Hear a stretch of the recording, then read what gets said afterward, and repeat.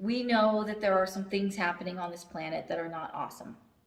And we need to let those things be our inspiration and not, and our motivation and not our excuse to not live the way that we need to live and raise our vibration so that we can create a template for everybody else to get out of here.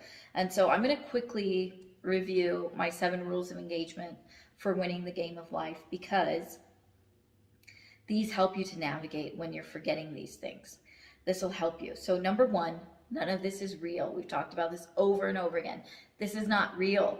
And so when you're getting worked up over something, let it go, because it's not real. So number 2, there is no separation.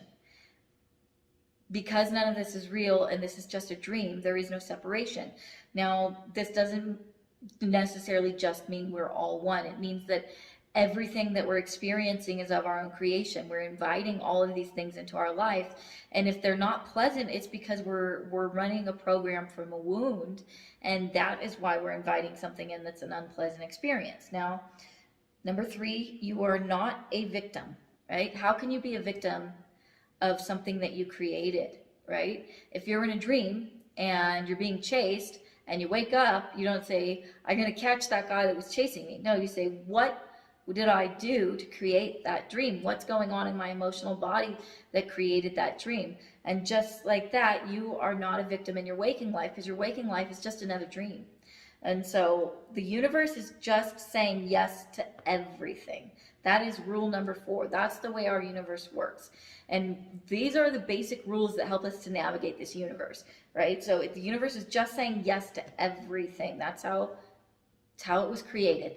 So if we're saying I'm a victim, it's saying yes, you're a victim. If it's saying I'm a victor, it's saying yes, you're a victor. Let me give you experiences that reflect that belief. So just says yes to everything. So if you're planning on moving and you feel overwhelmed and you can only think of reasons why it's not going to work, then the universe is going to say, okay, you're right, you're stuck right where you are. But if you say to the universe, I'd like to move, please show me the way, and then step out of the way, it'll show you the way. That's how it works. So number 5, everything is okay, right? Everything is just okay. We want to stay neutral on things, because the universe is just saying yes to everything.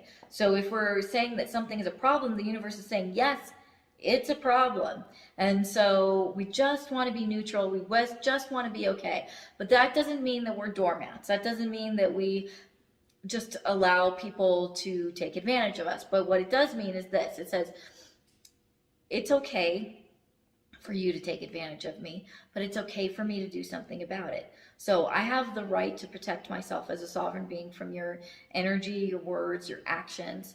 I can love you from a distance. I can step out of your space, but I don't need to say and declare that everyone's always taking advantage of me, or that everyone's always hurting me, or things of that nature, because the universe is saying, oh, there's a problem here. Let me focus some energy on that problem and really create that reality that your thoughts are focusing on.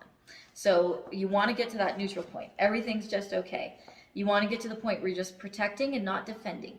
You don't want to defend yourself. Defending yourself comes when you don't love yourself, and you need to defend yourself. If somebody's saying mean things about you or trashing you in your community, number 1, investigate the feelings that created that reality. And number 2, realize it's not any of your business and doesn't really matter, right? So number 6, I have no rights to make demands of others, and what everyone else is doing is none of my business. Okay, that kind of makes sense, but let's go into it a little bit more, right? I can't demand that other people are a certain way for me to be happy. I can't. It's just the way that it is. My happiness is not contingent on anybody else. It's only on me. I am the one that decides if I'm happy or not, and it's not circumstantial or based on what anyone else is doing. What everyone else is doing is none of my business. Everybody gets to take as long as they want to come to enlightenment. Like I said, there's 11 of these path initiatory levels outlined here. You get to take as long as you want to climb that ladder.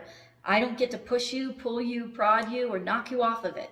So that it's all up to you, and what you're doing is none of my business. And if I'm getting involved and it's upsetting me that you're not doing things the way that I would, it's because of some place in myself where I'm lacking. So that brings me to rule number 7. Love is all you need, and all you need is love. So the reason that we create things that are unpleasant is because we're lacking in love for ourselves. And when we love ourselves completely, we just become a vessel for the divine to speak through, and we are always feeling awesome. And this is also a journey and a path. And so you might not be there yet. I'm not all the way there, but I can tell you what, I'm a lot farther along than I was 2 years ago, or a year ago, or a lifetime ago. You know, it's all an evolution, and the farther you get in that, the better it gets. And so if we take these concepts and we just apply them to our lives, and we work on these things, and we tend our own garden instead of trying to weed the neighbor's garden, then we can actually create a template and a way for us to get out of here. And so, like I said before, we can't go into 5th dimension without vibrating at this frequency. We can't. We have to, we'll destabilize it the way that those souls destabilized us from where we were and brought us all the way down here. So in order to be at that place, we need to vibrate at that frequency. It's the same thing with wealth. If you want to be in abundance, you have to vibrate with abundance, not with lack. And we can move beyond this. We can move beyond where we are right now. We are at the gateway to the new earth. And it's time for us to make the decision to step across the threshold and tip the scale so everyone else can kind of slide down into it. And we need to help them and shine a light on the path. And we can share our wisdoms and our knowledge with anybody that's willing to listen.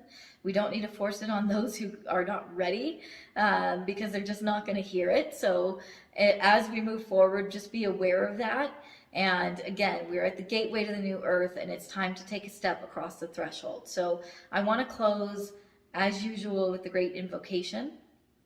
And because this is a beautiful invocation for the restoration of the plan. So, from the point of light within the mind of God, let light stream forth into the minds of men. May light descend on earth. From the point of love within the heart of God, let love stream forth into the hearts of men. May Christ return to earth. From the center which the will of God is known, let purpose guide the little wills of men, the purpose which the masters know and serve.